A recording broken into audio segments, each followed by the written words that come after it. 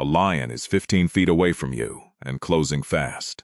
You have a spear, a net, and about 4 seconds to decide which one saves your life.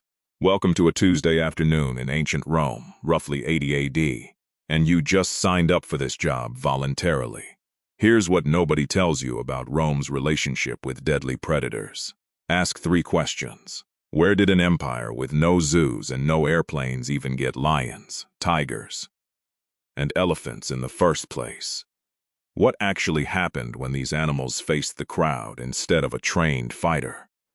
And why did one single afternoon of entertainment turn an entire audience against the most powerful man in Rome?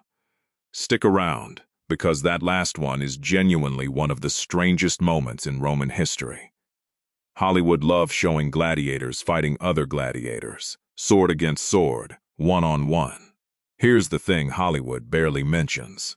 Some of the biggest, most expensive spectacles in Roman history had nothing to do with 2 men fighting each other at all.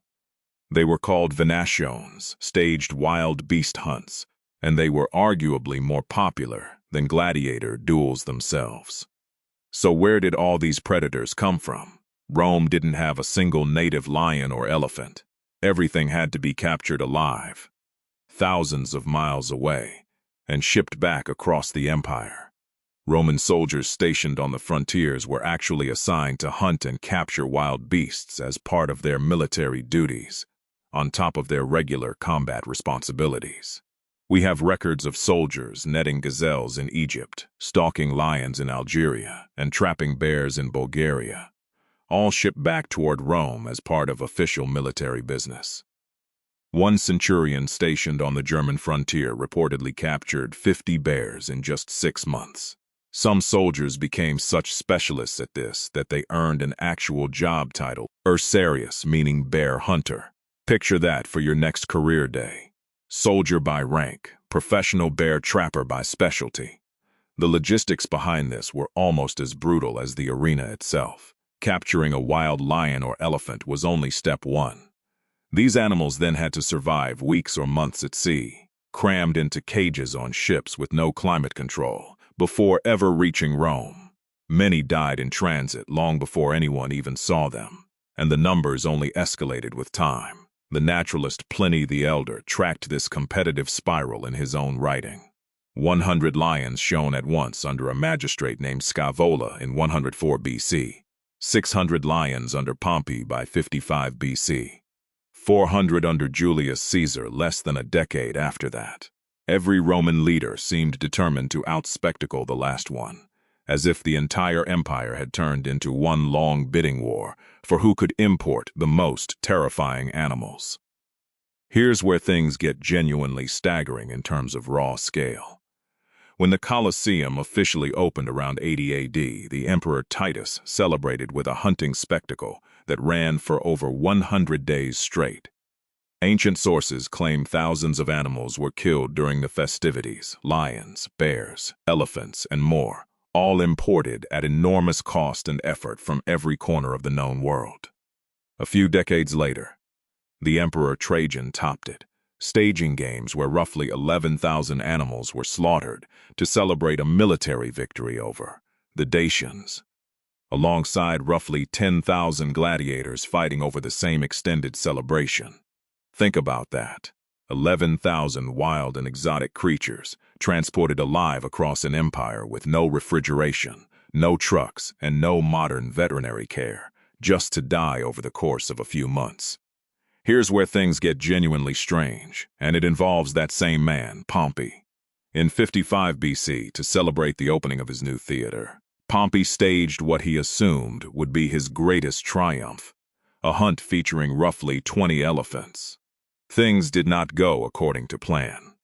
According to Pliny the Elder, once the elephants realized they had no way to escape, they began raising their trunks toward the crowd in what looked unmistakably like pleading gestures, making mournful sounds that horrified everyone watching. Cicero, who was actually sitting in the audience that day, wrote to a friend describing the mood as pure distress rather than entertainment. Let that sink in for a second. The crowd didn't cheer.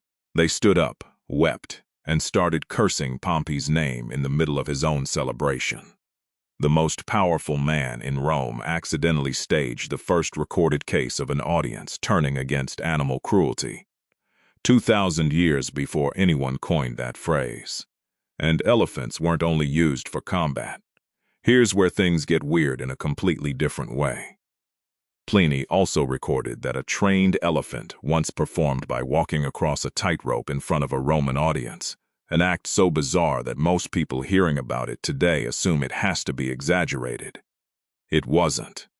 Somewhere between terrifying wild beast hunts and outright circus tricks, Rome apparently saw no contradiction in doing both with the exact same animals.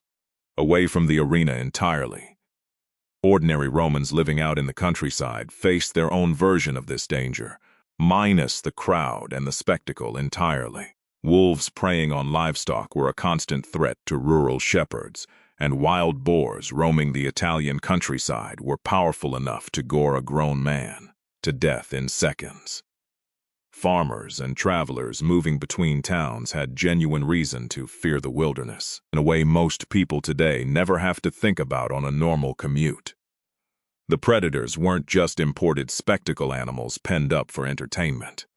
For plenty of ordinary Romans, they were simply part of daily life outside the city walls, an everyday hazard rather than a once-a-year spectacle. So how did anyone actually survive facing these creatures on purpose? The men who fought them professionally were called Venatores, trained beast hunters educated at a real institution known as the Roman Morning School, named for the fact that these hunts traditionally opened the day's events before the afternoon gladiator fights began. Students there learned far more than just how to swing a spear.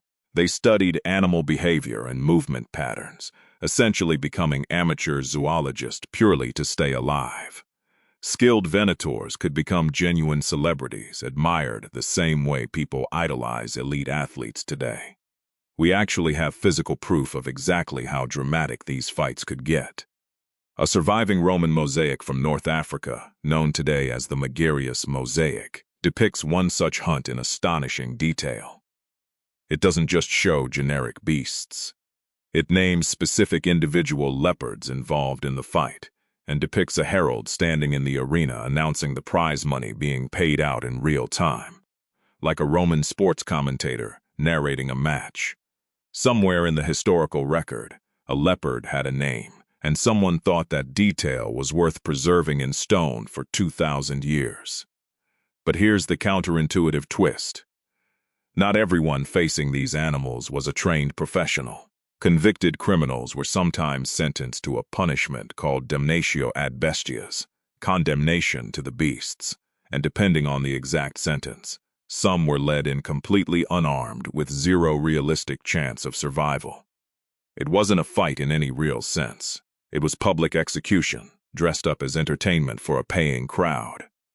And once the spectacle ended, Rome didn't simply let the carnage go to waste. Here's a detail almost nobody brings up. Magistrates organizing these events sometimes distributed the meat from the slaughtered animals directly to the crowd as food. Picture watching a lion die in front of 50,000 people, and then going home with dinner from the very same event. Here's the modern mirror. You watch a nature documentary and marvel at a lion taking down prey from a safe distance on your couch, remote in hand, snack within reach. Your Roman ancestors watched the exact same predators from stone seats just a few dozen feet away, then sometimes took a piece of the animal home afterward, like it was a farmer's market.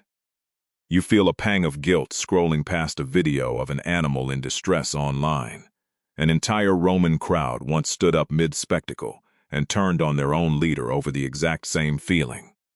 Suddenly, the line between ancient Rome and modern audiences looks a lot thinner than you'd expect. So, quick recap. Rome built an entire massive supply chain, stretching from frontier soldiers to elite training schools, purely to bring the world's deadliest predators into the city. The numbers escalated into a genuine arms race of lions and exotic beasts. Pompey's elephants triggered one of history's earliest recorded moments of mass sympathy for animals. And somewhere in North Africa, a mosaic still remembers the names of leopards, that fought in an arena 2,000 years ago. A lion is 15 feet away from you and closing fast, and somewhere in the stands, 50,000 people are about to decide whether they're here for the thrill or the horror. Some things never really change. You still can't look away from a nature documentary once the predator shows up. Let me know in the comments which fact shocked you the most. And if you want more disturbingly relatable and genuinely surprising Roman survival stories, hit that subscribe button right now.